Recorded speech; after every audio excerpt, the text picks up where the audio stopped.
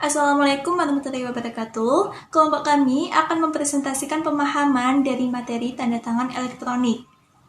Sebelum memulai, terlebih dahulu saya akan memperkenalkan anggota kelompok kami yang terdiri dari Ido Wisnu, Yusriza Sanjaya, Fajar Rizky Ramadhani, Tri Antika Masruroh, dan saya Melani Melia Cahyo.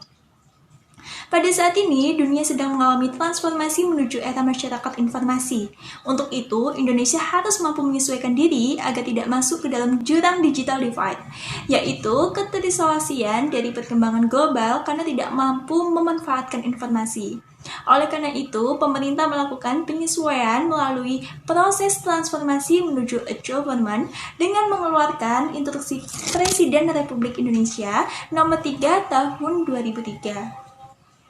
Melalui instruksi tersebut, diperintahkan kepada pimpinan seluruh kementerian dan lembaga serta pemerintah daerah untuk mengintegrasikan, mengoptimasikan pemanfaatan teknologi komunikasi serta informasi dalam sistem manajemen dan proses kerja pemerintahan.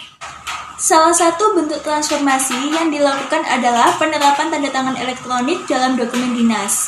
Dengan menggunakan tanda tangan elektronik, maka kementerian atau lembaga tersebut telah melaksanakan 2 dari 6 tujuan strategis e-government, yakni menata sistem manajemen dan proses kerja secara holistik, serta memanfaatkan teknologi secara optimal. Namun, penggunaan tanda tangan elektronik tidak berjalan sebagaimana yang diharapkan karena menghadapi berbagai kendala serta rintangan. Salah satunya, sulitnya merubah mindset para penjabat yang terbiasa menggunakan tanda tangan manual dan juga karena adanya ketakutan akan legalitas tanda tangan elektronik maupun keamanan tanda tangan elektronik dari pemalsuan. Maka pada presentasi kali ini, kelompok kami akan membahas mengenai yang pertama, kekuatan hukum tanda tangan elektronik, yang kedua, keamanan tanda tangan elektronik dari pemalsuan. Berdasarkan Undang-Undang ITE bahwa tanda tangan elektronik itu merupakan tanda tangan yang terdiri atas informasi elektronik yang dilekatkan, terasosiasi atau terkait dengan informasi elektronik, yang mana ketika suatu instansi membutuhkan tanda tangan elektronik dari suatu pejabat, maka dapat mengirimkan dokumen tersebut pada tanda tangan elektronik, yang kemudian sistem tersebut akan memberikan notifikasi pada perangkat yang telah digunakan oleh pejabat untuk bersangkutan sehingga dapat ditandatangani secara elektronik pada dokumen yang sudah diterima. Fungsi dari tanda tangan elektronik sendiri yaitu sebagai alat verifikasi maupun autentifikasi dari suatu identitas yang pendatangan dari agar terjaminnya keutuhan maupun keautentikan dokumen. Tanda tangan elektronik ini juga berfungsi dalam presentasi identitas penandatanganan yang terverifikasi berdasarkan data pembuatan tanda tangan elektronik dibuat merujuk pada penandatanganan. Tanda tangan manual, tanda tangan elektronik bersifat unik, yakni tanpa tanda tangan elektronik seseorang akan berbeda dengan tanda tangan orang lain. Tanda tangan elektronik merupakan kombinasi dari fungsi hash dan inskripsi dengan metode asimetrik.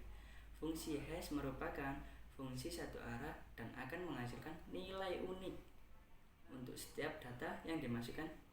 Jika ada perubahan 1 bit saja pada konten dokumen, maka nilai hash yang dihasilkan akan berbeda.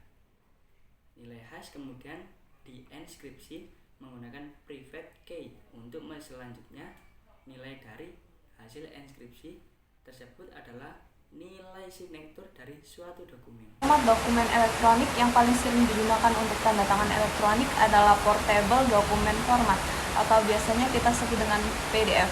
PDF yang telah ditandatangani dengan tanda tangan elektronik dapat diverifikasi dengan beberapa aplikasi, yaitu Adobe Acrobat DC, modul verifikasi pada web OSD, aplikasi partner versi 2.0, dan aplikasi Veridi.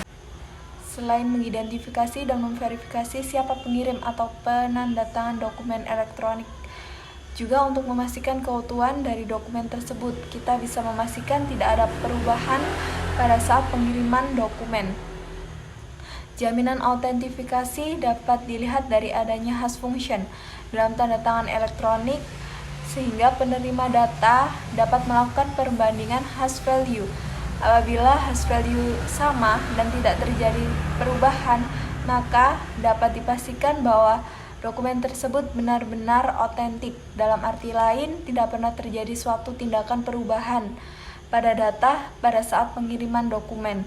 Namun apabila tidak sama atau terjadi perubahan hash value, maka patut kita untuk mencurigai terjadinya modifikasi data. Disinilah letak salah satu kelebihan tanda tangan elektronik dengan tanda tangan manual, di mana jika terjadi perubahan pada dokumen apapun itu, baik tulisan maupun metadata, maka tanda tangan elektronik menjadi tidak lagi valid. Dengan hal ini, data atau dokumen lebih terjamin dari modifikasi pihak-pihak yang tidak berwenang. Hal ini tentu saja memudahkan dalam proses pembuktian dibandingkan dengan tanda tangan manual yang membutuhkan pemeriksaan lebih lanjut dari laboratorium forensik untuk membuktikan keasliannya. Selanjutnya, mengenai kekuatan hukum dan akibat hukum. Tanda tangan elektronik disamakan dengan tanda tangan manual sebagaimana dijamin dalam penjelasan pasal 11 UU ITE. Maka pasal 1869 JO, pasal 1874 Kitab Undang-Undang Hukum Perdata dan pasal 1 Ordonansi 1867 nomor 29 juga berlaku pada tanda tangan elektronik, sehingga dengan diberi tanda tangan elektronik maka dokumen elektronik tersebut memiliki kekuatan hukum. Dengan menandatangani menunjukkan persetujuan penandatanganan atas informasi atau dokumen elektronik yang ditandatanganinya, sekaligus menjamin kebenaran isi yang tercantum dalam tulisan tersebut. Untuk dapat memiliki kekuatan hukum dan akibat hukum yang sama, maka tanda tangan elektronik harus memenuhi persyaratan dalam pasal 11 ayat 1 UU ITE, yaitu 1. Data pembuatan tanda tangan elektronik terkait hanya kepada penandatangan. 2. Data pembuatan tanda tangan elektronik pada saat proses penandatanganan hanya berada dalam kuasa penandatanganan. 3. Segala perubahan terhadap tanda tangan elektronik yang terjadi setelah waktu penandatanganan dapat diketahui. 4. Segala perubahan terhadap informasi elektronik yang terkait dengan tanda tangan elektronik tersebut setelah waktu penandatanganan dapat diketahui. 5. Terdapat cara tertentu yang dapat dipakai untuk mengidentifikasi siapa penandatanganannya. Dan 6. Terdapat cara tertentu untuk menunjukkan bahwa penandatanganan telah memberikan persetujuan terhadap informasi elektronik yang terkait. Nah, teman-teman, jadi tanda tangan elektronik dibagi jadi dua. Yang pertama, tanda tangan yang sudah tersertifikasi, dan yang kedua, tanda tangan yang tidak tersertifikasi. Bedanya apa? Tanda tangan yang sudah tersertifikasi mempunyai kekuatan pembuktian yang lebih kuat dibandingkan tanda tangan yang tidak tersertifikasi. Nah, tanda tangan tersertifikasi ini disertifikasi oleh jasa penyelenggara sertifikasi elektronik dan dibuktikan dengan sertifikat elektronik. Penyelenggara sertifikat tanda tangan elektronik ini harus terdiri dari dua penyelenggara. Yang pertama terdiri atas penyelenggara sertifikasi elektronik Indonesia dan penyelenggara sertifikasi elektronik asing. Jadi setiap penyelenggara itu harus mendapat pengakuan dari Menteri Komunikasi dan Informatika. Dari pihak pemerintah atau lembaga negara, sekarang terdapat beberapa kementerian atau lembaga negara yang menerbitkan sertifikat elektronik pada tanda tangan elektronik. Di antaranya ada Dirjen Pajak, Lembaga Sandi Negara atau BSSN, dan juga Ipteknet atau BPPT. Nah, dalam rangka mendukung e-government, perlu diimplementasikan tanda tangan elektronik yang tersertifikasi pada dokumen dinas secara optimal. Karena selain memiliki kekuatan hukum dan akibat hukum yang sama dengan tanda tangan manual, tanda tangan elektronik memiliki sistem yang lebih aman daripada tanda tangan manual. Dengan penggunaan tanda tangan elektronik, siapapun pemilik tanda tangan elektronik sekaligus dapat menjamin autentifikasi atau memastikan keutuhan dari dokumen elektronik yang ditandatangani secara elektronik dari perubahan yang dilakukan oleh pihak yang tidak berwenang. Jadi itu kesimpulannya teman-teman. Sekian dari kelompok kami. Wassalamualaikum warahmatullahi wabarakatuh.